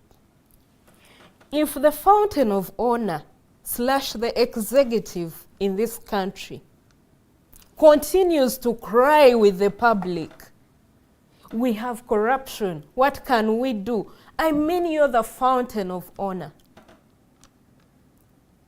We have seen him come out to say, actually, in the most current saga of the Nakitende channel, they say the fountain of honor gave directive that harm develops the channel. Why is the fountain of honor not giving directive on fighting corruption? It still gets back to the kind of leaders. It is the kind of leadership, the quality of leadership that Ugandans must change. And it is not making noise about it. No, be deliberate on the kind of leaders you choose. The very ordinary Ugandan is out there being bribed with 2,000 Uganda shillings. As we talk in Kololo, the leaders in Kololo, the NRM leaders in Kololo who are holding a national delegates conference to pick on SEC leaders, we saw Mike Mukula come out to cry out on corruption, the kind of money that is being splashed in Kololo. And we are asking ourselves, where are they getting this money from if it's not taxpayers' money? Because most of them are leaders in government. So can they show us the kind of businesses they are doing to earn all this money that they are splashing around, if not taxpayers' money? So while we cry out on corruption, while the ordinary Ugandan cries out on corruption, we want to assure them that it is their duty as Ugandans. It is a collective responsibility for all of us Ugandans to fight these habits. If you're still out there waiting for the NRM leaders to buy your vote at 2,000 Uganda shillings, if you're still waiting for the contesting leaders to come back where Katwalo, they give you 10,000, they give you 5,000, they give you 2,000, and then you think we are going to fight corruption, it starts with the ordinary Ugandan in Kampala and the ordinary Ugandan elsewhere in this country to fight corruption. Corruption can not only be fought by us, but we also call upon the judiciary, the legislature, and the executive to take part and to take a stand on the kind of corruption in this country. Well, that is Honorable Nakitende Adelaide, Aspiring Woman MP Kampala on the Democratic Front card. Thank you so much, people watching us watching us on YouTube and Facebook. You can drop in your comments. I'll be reading them here, a bit part of this amazing conversation. What do you think is the right way residents in Kampala can benefit from the resources and services that they do have in their city? I'm seeing Bitenji Cultureware. Thank you so much for watching us. You're thanking us for the show. Thank you so much as well for watching. And please, to all of you out there, you can share this live to your friends who love discussing matters of national importance. Honorable Nakitende, you talked about corruption, but we still have a larger percentage, or a reasonable percentage of Ugandans who think that you as DF are not in any good moral standards to to talk about corruption.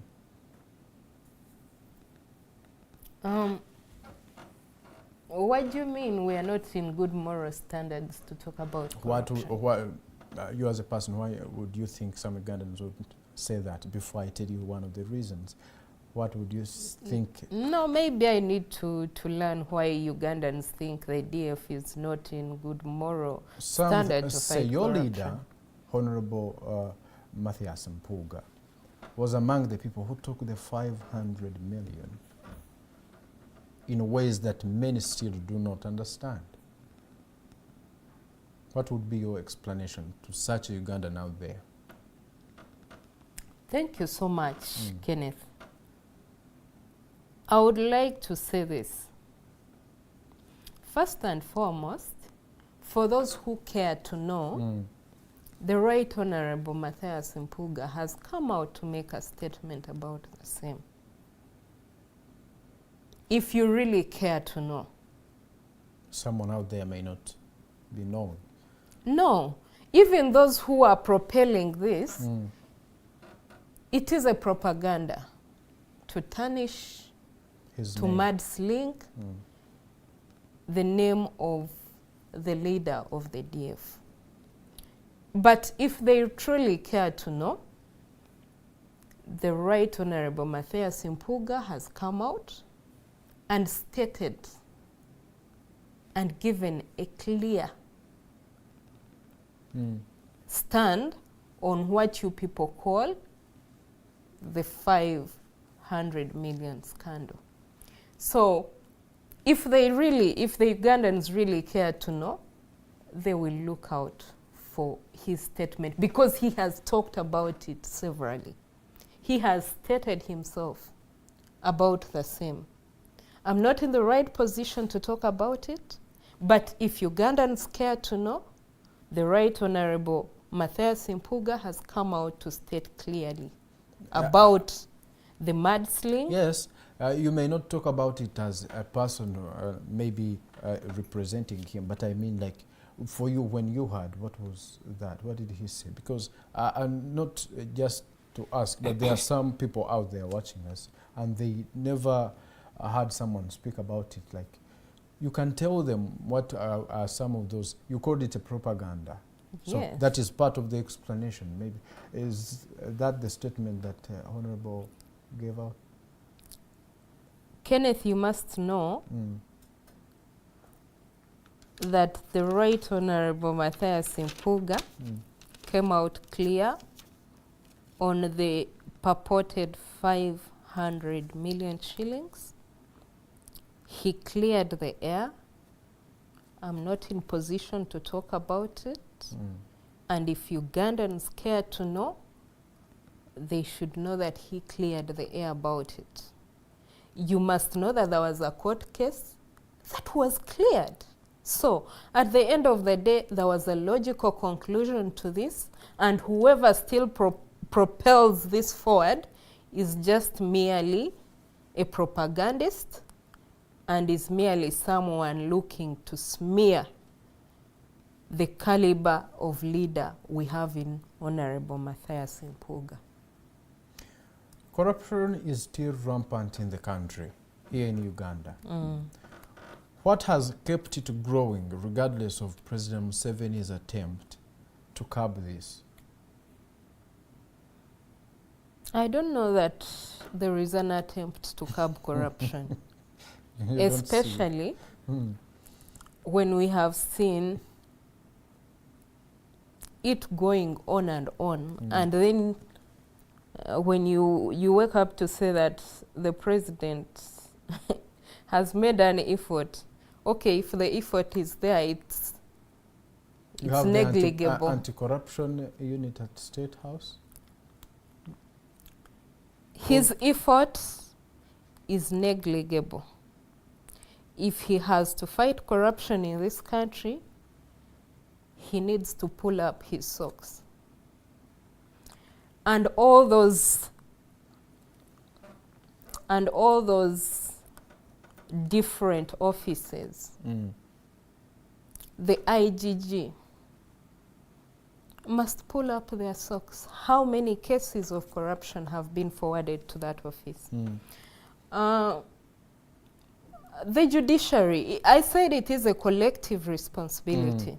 The judiciary, how many cases of corruption have been brought to a logical conclusion? What is the ordinary Ugandan doing? Much as we also have all these responsible offices, it is also a call to Ugandans. And this is the period when we are going to see the most corruption.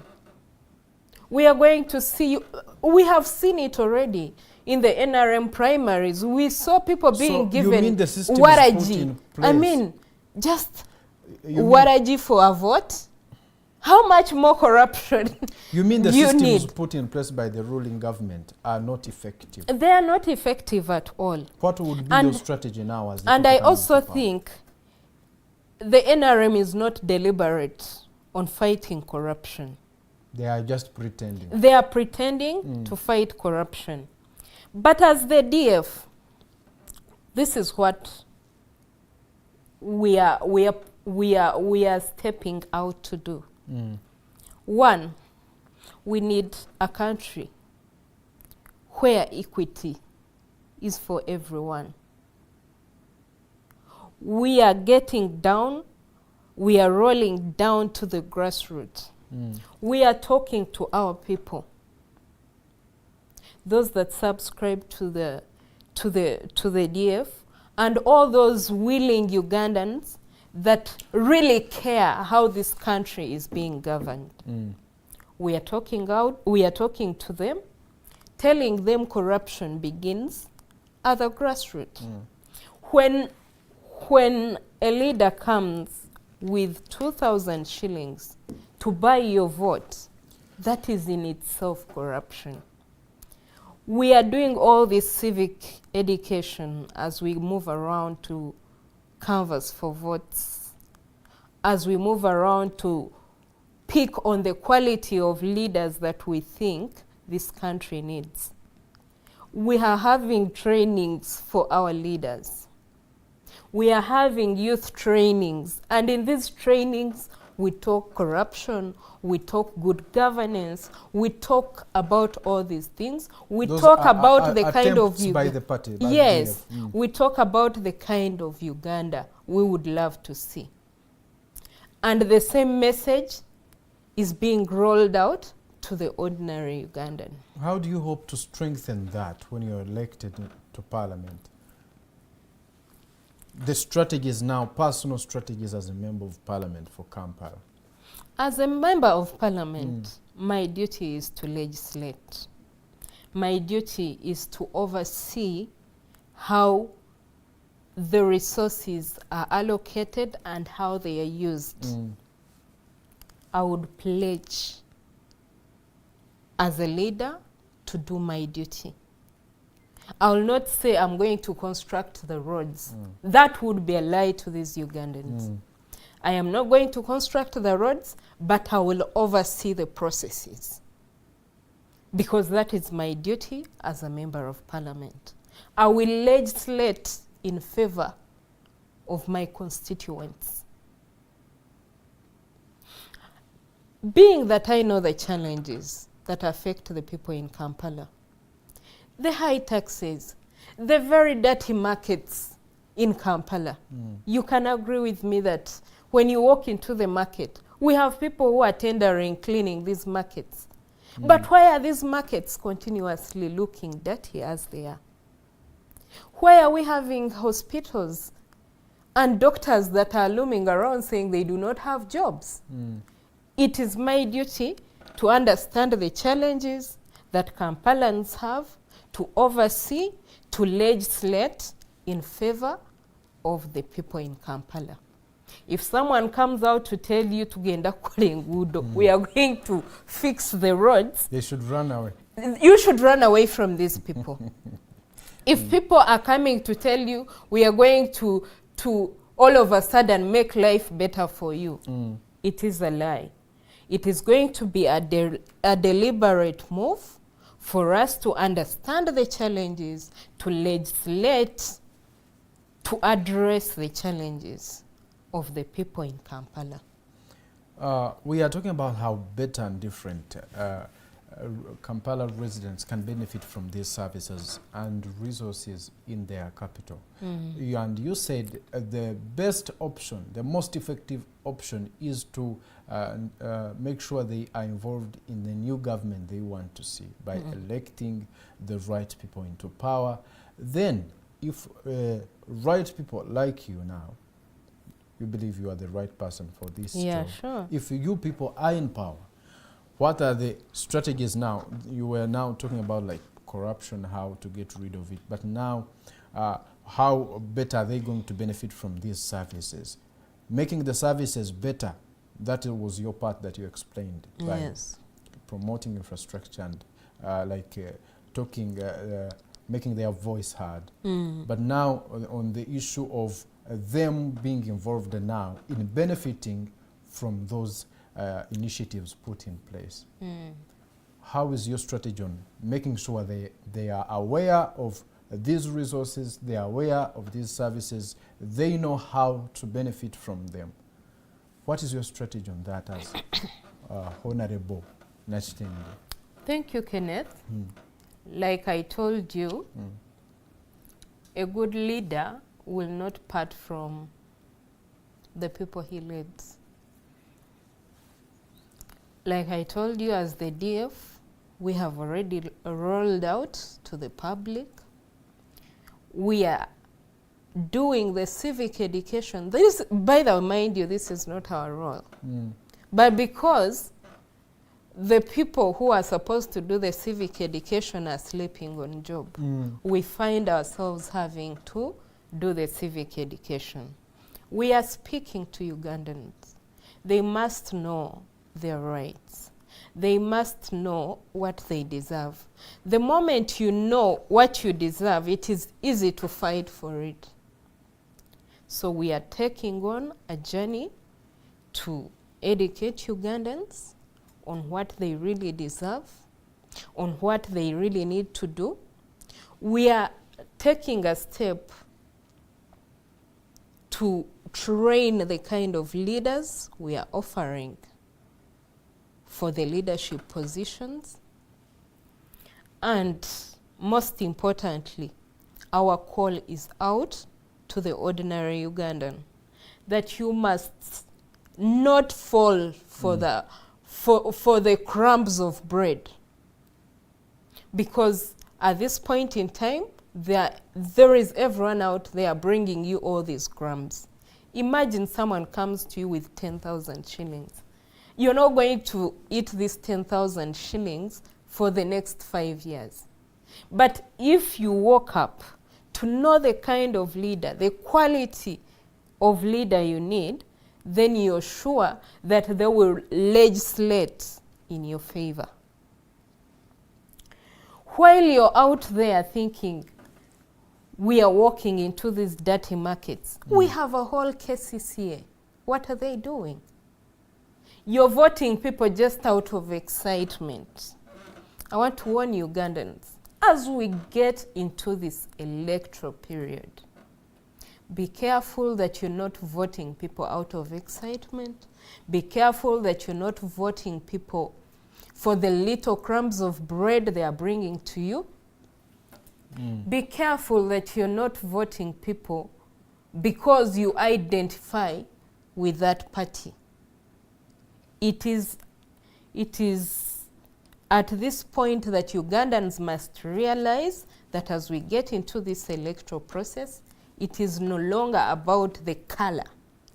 It is about that leader that is going to propel forward this country in the direction that we all envisage. We still have an issue of unemployment. It is very strong here, especially now in Uganda's capital, in Kampala here. What would be the advice to the unemployed youth out there? They have the skills, but they have nothing to do. They are not benefiting from these available resources and services. What could be your advice to them and the promise from you to them regarding their issue of unemployment? To the unemployed youth out there, one, all hope is not lost.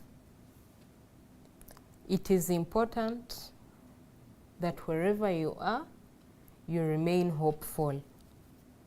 It is important that wherever you are, you know and involve yourself in this electoral process to vote for the change that we really need. It is important to understand that while you're being unemployed, it gets back to the kind of leadership that cannot legislate to address the challenges that there are. It is important for the unemployed youth out there to know that it is with confidence that you must voice your challenges. Your voice, the way you voice your challenges is through a leader that understands your challenges, a leader that will legislate in favor of addressing the challenges that there are. It is also important that you note that you start to demand wherever you are that these services are equal for every Ugandan. That when you walk to Mulago Hospital and someone is asking you to buy medication, that someone is asking you for a token to attend to you, it is you to stand out and speak against all these injustices. As a youth, you must know that it is the responsibility of the youth to stand tall against all these injustices in society.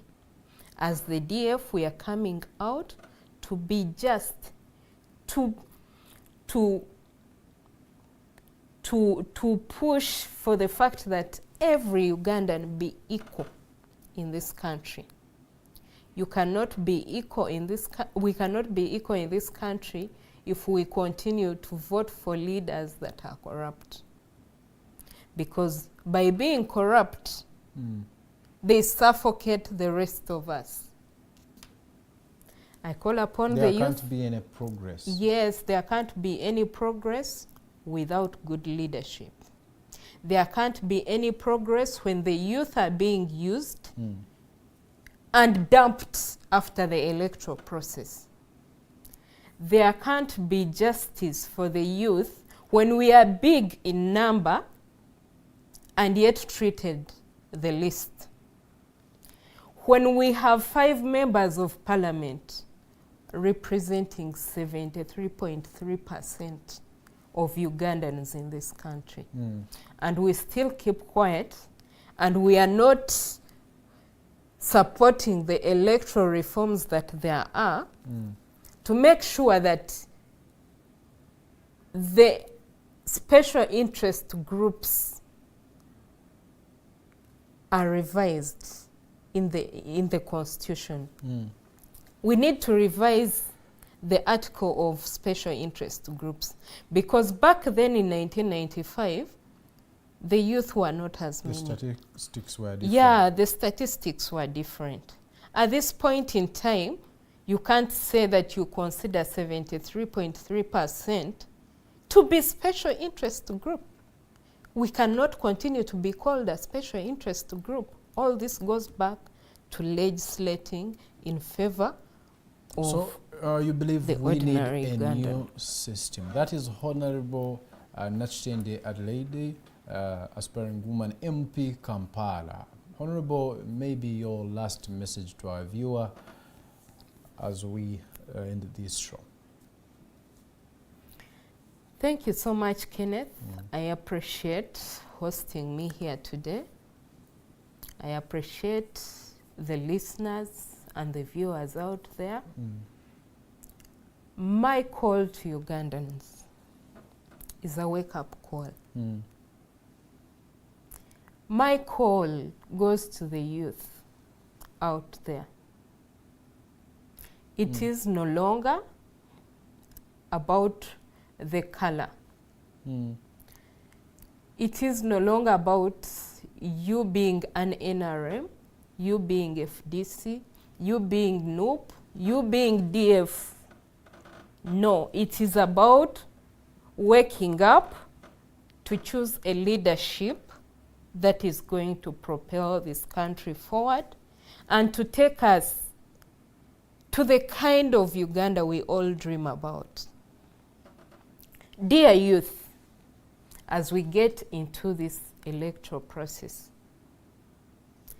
it has been a habit that the youth be used to go around, make noise, support people who are going to parliament to sleep, people who are going to parliament for the sake of being called members of parliament. All right. Dear youth, wake up, because we have the biggest numbers in this country. Even when we are voting, the voice of the youth is louder. But how are you making your voice loud? Make your voice loud by choosing the right leaders, by saying no to bribery, by looking at the quality of the leader you want, not the money that they bring to you. Thank you so much, Honorable Nakitende Adelaide. It has been a very interesting conversation. Thank you so much to you, our viewer, who watched us from the very beginning up to this very last minute. We thank you so much. I am Keneth Rwemirembe Rubatsimbira, and I was with Alvin Lubega on camera and Anthony Mukoseo in the control room. Have a good day. Thank you.